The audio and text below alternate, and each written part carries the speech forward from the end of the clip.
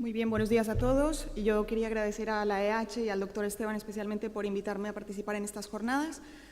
A mí me tocó un tema difícil porque, como todos saben, pues hay poquita evidencia sobre el tratamiento de la cirrosis descompensada, pero pues vamos a intentar presentar los datos que tenemos. Antes de empezar, me gustaría recordar que ya todos sabemos que la cirrosis es un término que ha cambiado y pasamos de una enfermedad que era completamente estática a considerarlo ahora como un proceso dinámico con diferentes estadios y con diferentes mortalidades según los estadios en los que nos encontramos. Entonces, como pueden ver en esta diapositiva, la cirrosis se puede catalogar en 5 estadios, dividido fundamentalmente entre compensada y descompensada. Y si nos centramos en los pacientes con cirrosis descompensada, podemos ver que hay 3 estadios. En el estadio 3 tenemos los pacientes que están descompensados y que tienen fundamentalmente ascitis.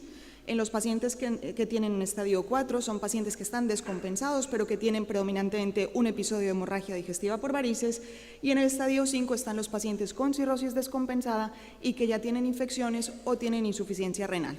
¿Por qué es importante esto? Pues esto es muy importante porque cada uno de estos estadios tiene una mortalidad diferente y así podemos saber que la mortalidad en los pacientes que tienen una cirrosis descompensada oscila entre un 20 y un 67%.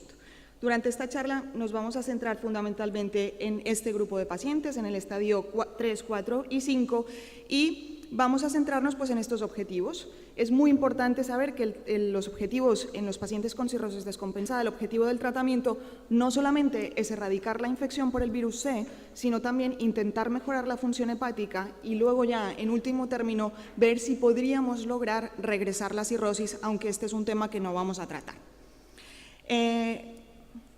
Entonces, durante la charla voy a hablar de la eficacia y la seguridad del tratamiento antiviral en los pacientes con cirrosis descompensada, vamos a hablar del efecto que tiene esta erradicación del virus sobre la función hepática y finalmente, antes de concluir, unas consideraciones sobre la selección del tratamiento en estos pacientes.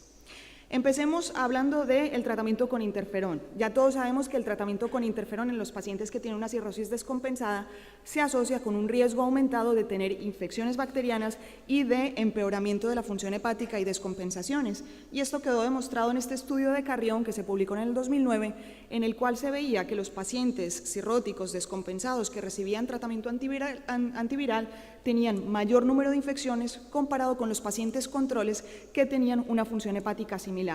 Y quizá lo más importante de esto es que los pacientes a mayor disfunción hepática tenían mayor riesgo de infecciones. Los pacientes Child B o C tenían mayor riesgo de infecciones que los pacientes con Child A. Y otra cosa que a veces nos ha pasado desapercibida de este estudio es el cambio en la función hepática que tenían estos pacientes. Si miran el grupo de pacientes tratados, vemos que todos los pacientes empeoraron la función hepática o se empeoró la función hepática de manera significativa en los pacientes tratados, tanto en el MEL como en el Child. Miren, por ejemplo, cómo al principio del tratamiento 12% de los pacientes tenían un Child C y al final del tratamiento, o sea, al momento del trasplante, 31% de los pacientes ya tenían Child C. A pesar de que ya sabemos que el interferón no va muy bien por todos estos datos y otros estudios similares, se hizo un estudio en Estados Unidos en el cual se trataron pacientes con cirrosis con triple terapia, con telaprevir o con boceprevir. Este es un estudio que está publicado este año del grupo de la doctora Terrolt, en el cual se incluyeron 150 pacientes con cirrosis. Más o menos la mitad tenían una cirrosis descompensada con un Child superior a 6.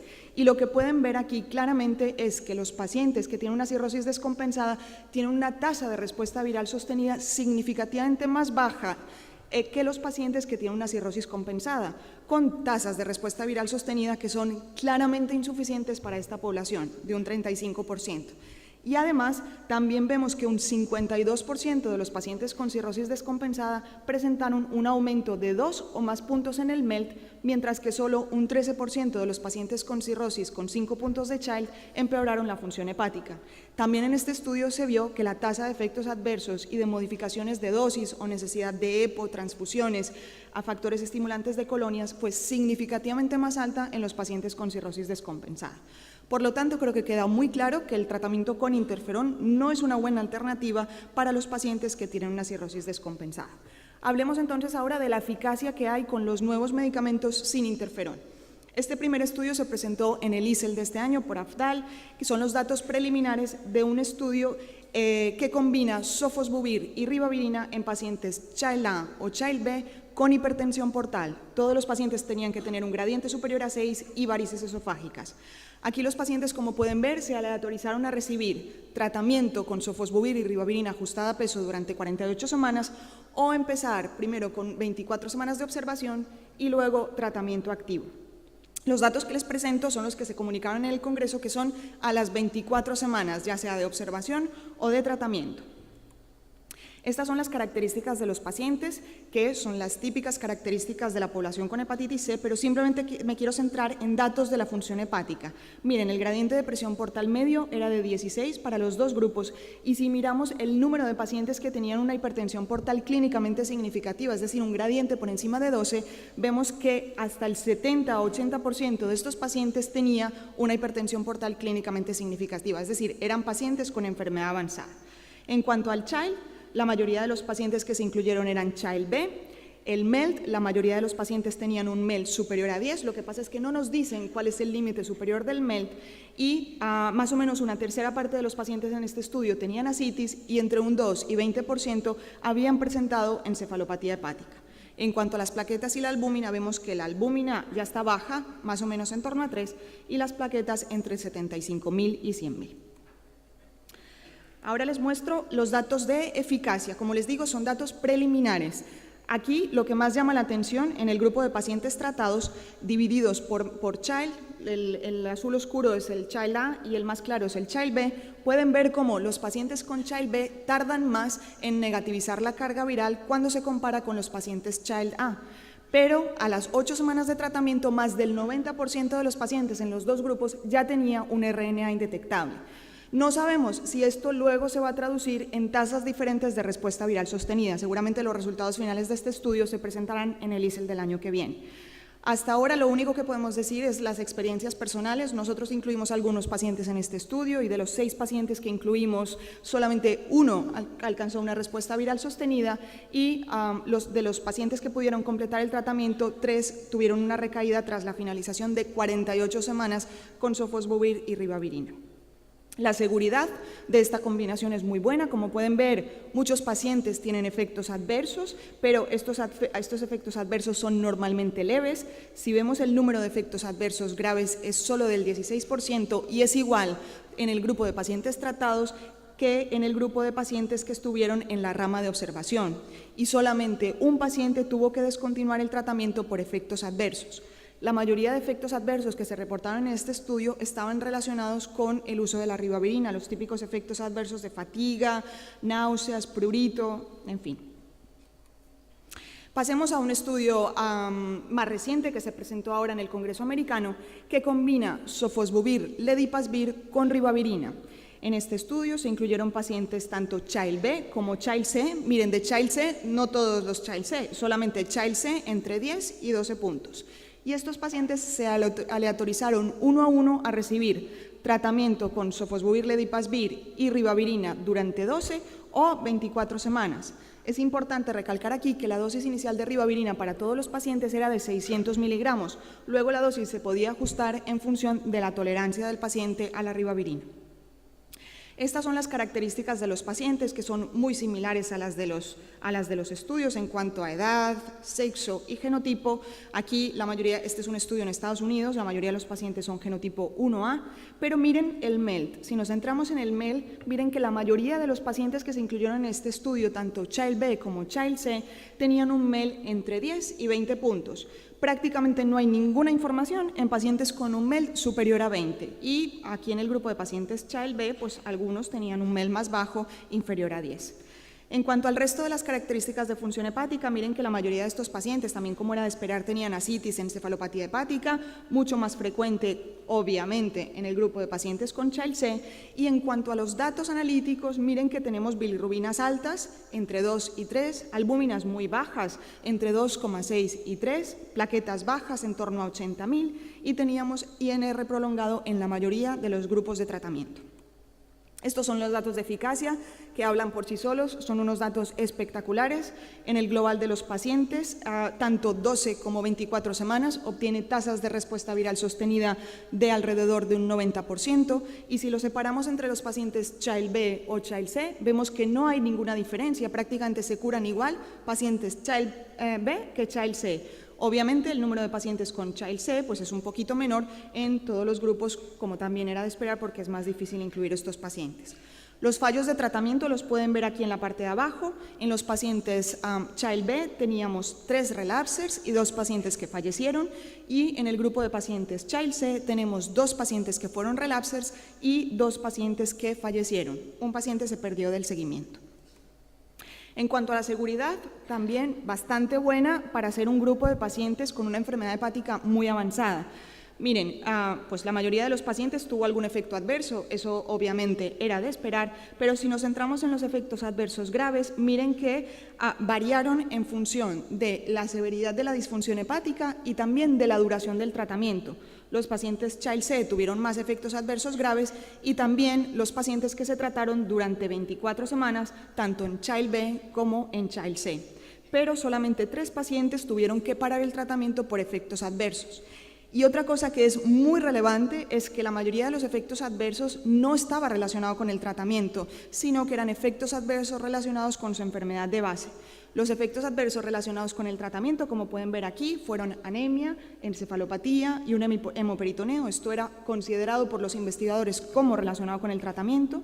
Los pacientes que fallecieron, que ya les he dicho quiénes eran, fallecieron por infecciones, shock séptico, un fallo multiorgánico secundario a un shock séptico, un paciente con insuficiencia renal y una parada cardíaca que no sabemos exactamente la causa. O sea que, a pesar de ser una población bastante difícil, seguimos teniendo una seguridad bastante aceptable.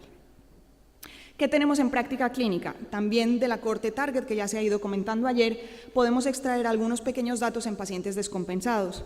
Ya saben que en esta cohorte se incluyeron pacientes que recibieron tratamientos basados en interferón, más de 2.000 pacientes, y de estos 2.000 pacientes, casi 1.000 tenían cirrosis, y de estos que tenían cirrosis, un 43% tenían historia de descompensación y un 33% tenían un MELT superior a 10. Tampoco sabemos este MELT hasta dónde llega, o sea, qué tan graves estaban estos pacientes, no nos lo dicen.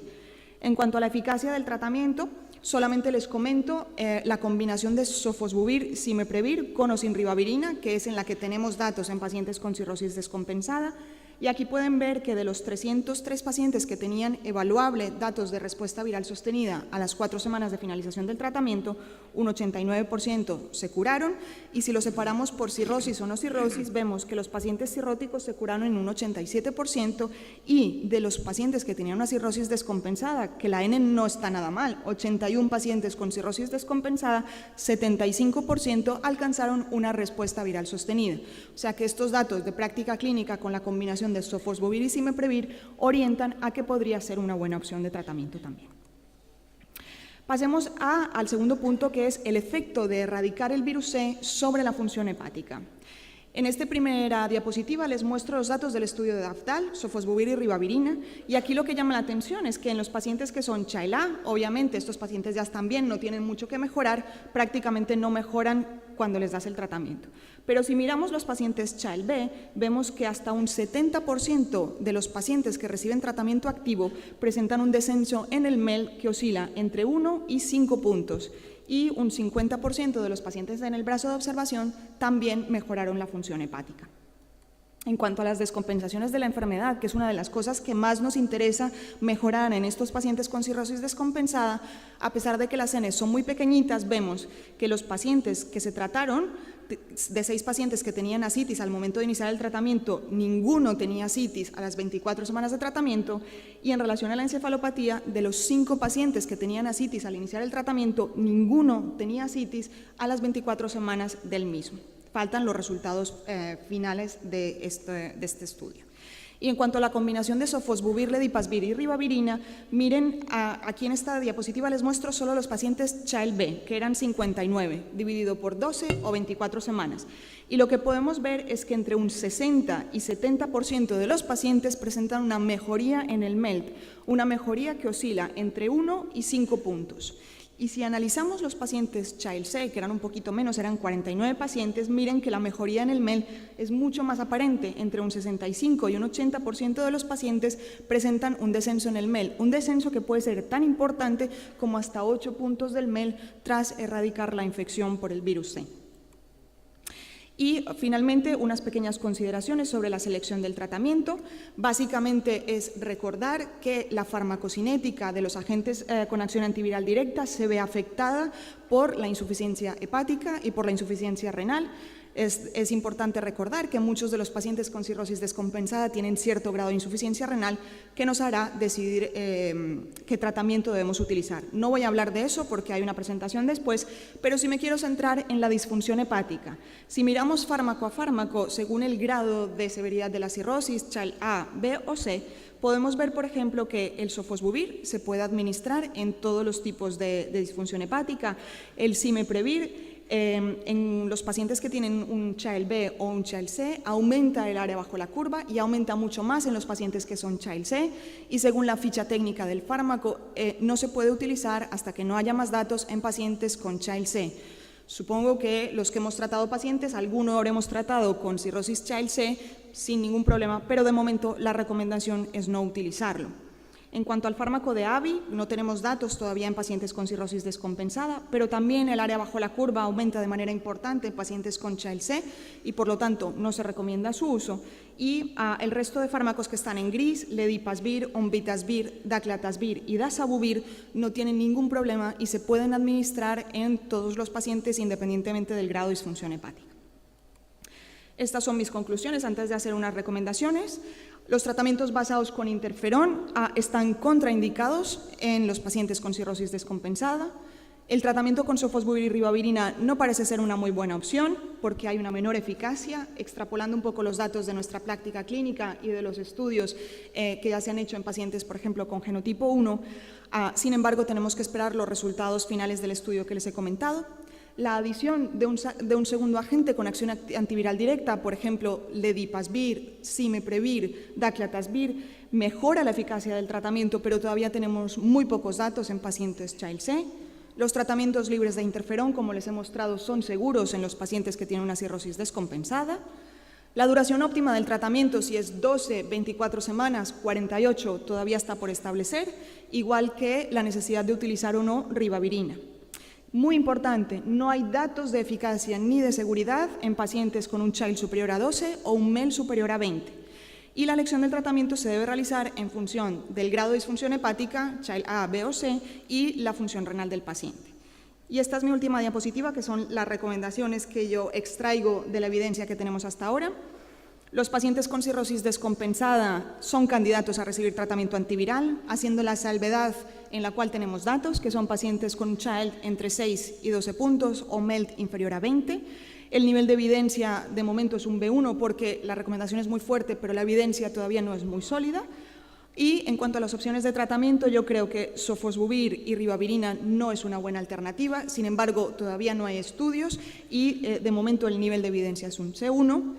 Sofosbuvir, ledipasvir con ribavirina es una excelente alternativa con un nivel de evidencia B1, pongo B porque todavía faltan más datos, falta la parte B de este estudio que les he mencionado y todavía no sabemos si 12 o 24 semanas, si ribavirina o no. Sofosbuvir y cimeprevir parece muy buena opción según los datos del Target, pero todavía no tenemos datos en pacientes Child C, el nivel de evidencia de momento es un B2. Sofosbuvir, daclatasvir, que todos estamos utilizando con los usos compasivos, de momento no hay datos, seguramente presentaremos los datos de la experiencia española en el próximo congreso de la AEH y además estamos esperando los resultados del ALI-1 que combina sofosbuvir, daclatasvir en pacientes con cirrosis descompensada. Y finalmente tampoco hay datos con la combinación de AVI en estos pacientes con cirrosis descompensada, pero se están reclutando ahora pacientes para el Turquoise en pacientes Child B, que también estamos esperando los resultados. Muchas gracias a todos por su atención.